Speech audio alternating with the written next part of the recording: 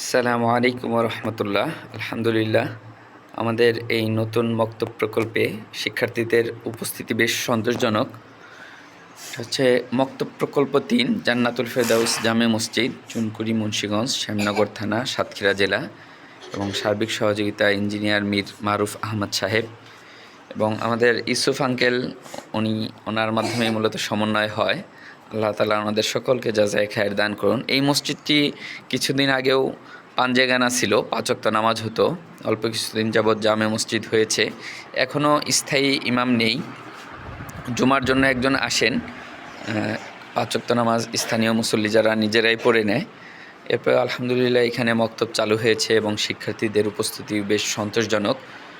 আল্লাহ তাআলার শুকরিয়া আদায় করছি, সংশ্লিষ্ট সকলের প্রতি কৃতজ্ঞতা প্রকাশ করছি এবং দোয়া করছি আল্লাহ তাআলা সকলকে ইখলাস, তাকওয়া এবং নেক হায়াত দান করুন। আমিন।